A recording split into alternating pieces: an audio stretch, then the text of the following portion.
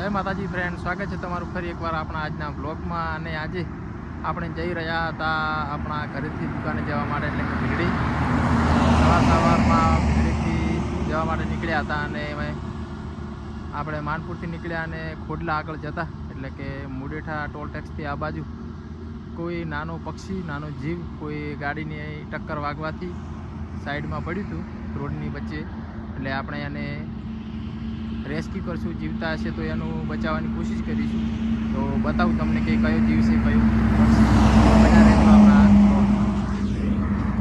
તો મિત્રો આ છે નેશનલ હાઈવે અને અહીંયાથી આપણે આવેલું છે સામે તમે જોઈ શકતા છો કે ખોડલા, અને ખોડલાથી થોડા દૂર આગળ જતાં મુડેઠા ટોલ ટેક્સ। તો તમે જોઈ શકતા છો કે સામે પડ્યું પક્ષી કયું છે, તો તમે બન્યા રહેજો આપણા વ્લોગમાં, તમને બતાવીશું અને કયું પક્ષી છે।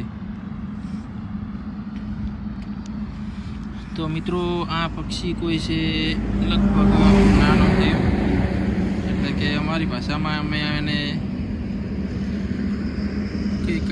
કાગલ કે એવું કોઈ કહેવાય છે, એ પક્ષી છે અને અકસ્માત થવાથી એનું મૃત્યુ થઈ ગયું છે। તો મિત્રો આપણે હવે એને બચાવવાનું તો કોઈ રહ્યું નથી, કેમ કે અકસ્માત થવાથી મૃત્યુ થયું છે। તો આપણે આને હવે જે આપણાથી બનતી મહેનત કરીશું, સેવા કરીશું, અને એનું શરીર બગડે ના અને કોઈ કૂતરાના મૂઢે ના જાય એના માટે આપણે નાનો એવો ખાડો ખોદી રોડની સાઈડમાં, તમે જોઈ શકતા છો આ નેશનલ હાઈવે છે અને એની સાઈડમાં આપણે ખાડો ખોદી અને દાટી જઈશું, જેથી કરીને એનું શરીર પણ ના બગડે અને કોઈ થાય પણ ના।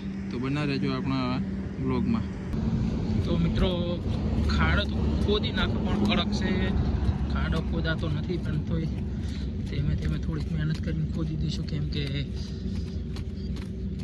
જીવ પક્ષી છે એમને પણ જીવ આવે અને એનું શરીર ના બને માટે ખાડો આપણે ખોદી દીધો છે અને ફાઇનલી આપણે એને હવે એમાં મૂકી દઈશું અને ઉપરથી માટી નાખી દઈશું।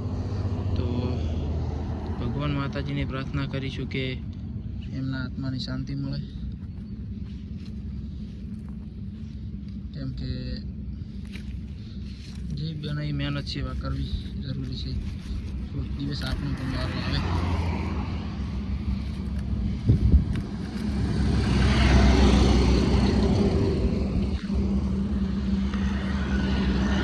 તો ફાઇનલી મિત્રો આપણે એને દાટી દીધું છે અને એના આત્માને શાંતિ મળે એવી ભગવાનને પ્રાર્થના કરીશું।